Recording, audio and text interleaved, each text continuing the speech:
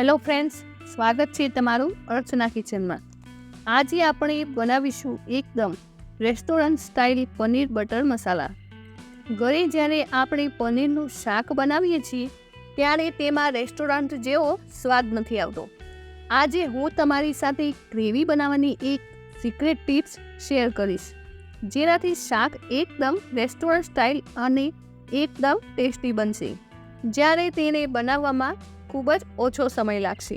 તો ચાલો રેસીપીની શરૂઆત કરીએ. પનીર બટર મસાલા બનાવવા માટે મેં અહીંયા એક પેન ગરમ કરવા માટે મૂક્યું છે. પેન ગરમ થાય એટલે તેમાં 4 થી 5 ટેબલ સ્પૂન જેટલું તેલ એડ કરી દઈશું. સાથે 1 ટેબલ સ્પૂન જેટલું બટર એડ કરી દઈશું. બટર સારી રીતે મેલ્ટ થઈ જાય એટલે તેમાં 1 ચમચી જીરું, 3 થી 4 નંગ લવિંગ, 2 નંગ ઇલાયચી, 2 થી 3 નાના તજના ટુકડા અને 2 તમાલપત્ર એડ કરી દઈશું અને સારી રીતે મિક્સ કરી લઈશું. અહીં જીરાનો હલકો કલર બદલાય એટલે તેમાં 1 મોટી ડુંગળી ઝીણી ચોપ કરીને ઉમેરી દઈશું. ડુંગળીને મસાલા સાથે સારી રીતે મિક્સ કરી લઈશું. ત્યારબાદ તેમાં 1 ચમચી જેટલી આદુ લસણની પેસ્ટ ઉમેરી દઈશું. હવે બધી જ વસ્તુને સારી રીતે મિક્સ કરી લઈશું. અહીં ડુંગળીનો હલકો કલર બદલાય એટલે તેમાં આપણે મસાલા કરી દઈશું. તો અહીં તમે જોઈ શકો છો ડુંગળી સારી એવી કૂક થઈ ગઈ છે.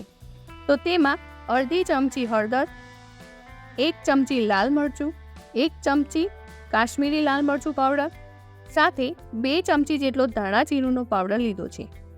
તો તે એડ કરી દઈશું અને તેને સારી રીતે મિક્સ કરી લઈશું.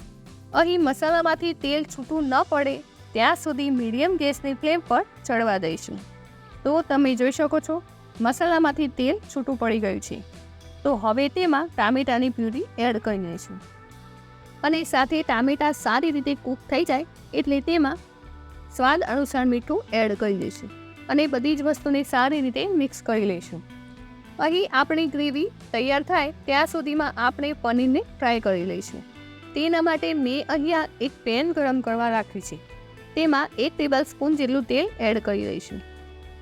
સાથે 1 ટેબલ સ્પૂન બટર એડ કરી દઈશું અને મસાલામાં અડધી ચમચી હળદર, અડધી ચમચી લાલ મરચું પાવડર અને થોડું મીઠું એડ કરી દઈશું. સારી રીતે મિક્સ કરી લઈશું. હવે તેમાં 250 ગ્રામ જેટલું પનીર એડ કરી દઈશું. અહીં મસાલાનું સારું એવું કોટિંગ પનીર ઉપર થાય ત્યાં સુધી મિક્સ કરી લઈશું. અહીં આપણે પનીરને એકદમ મીડિયમ ગેસની ફ્લેમ પર ફ્રાય કરવાનું છે. અહીં પનીરને ફ્રાય કરતાં લગભગ 2 થી 3 મિનિટ જેટલો સમય લાગશે. તો તમે જોઈ શકો છો 2 થી 3 મિનિટ પછી પનીર એકદમ ગોલ્ડન બ્રાઉન થઈ ગયું છે. તો હવે ગેસની ફ્લેમ બંધ કરી દઈશું અને તેને સાઈડમાં મૂકી દઈશું. તો અહીંયા તમે જોઈ શકો છો પનીર બટર મસાલા માટે ગ્રેવી બનીને તૈયાર છે. તો હવે તેમાં 2 મોટી ચમચી જેટલું દહીં એડ કરી દઈશું અને સારી રીતે મિક્સ કરી લઈશું. આ શાકમાં દહીંનો ટેસ્ટ ખૂબ જ સરસ લાગતો હોય છે.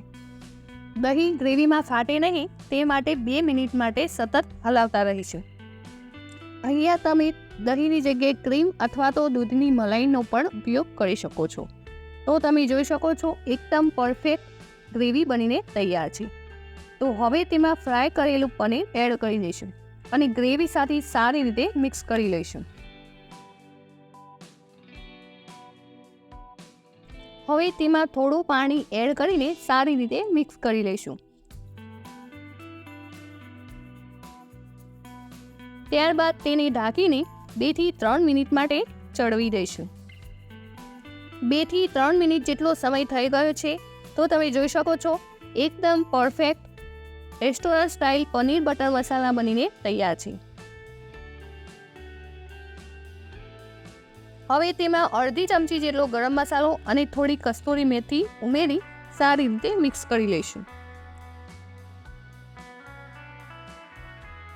ઉપરથી લીલા દાણા એડ કરી દઈશું. તો તમે જોઈ શકો છો એકદમ restaurant style paneer butter masala બનીને તૈયાર છે. તો ચાલો ગરમા ગરમ સર્વ કરી લઈએ. અહીં તમે પનીર બટર મસાલાની રોટલી, પૂરી અથવા તો પરાઠા સાથે પણ સર્વ કરી શકો છો. તો મિત્રો, તમને મારી આજની રેસીપી કેવી લાગી કોમેન્ટ કરીને જરૂર કહેશો. અને વિડીયો ગમી હોય તો લાઇક, શેર અને સબસ્ક્રાઈબ કરવાનું ના ભૂલતા.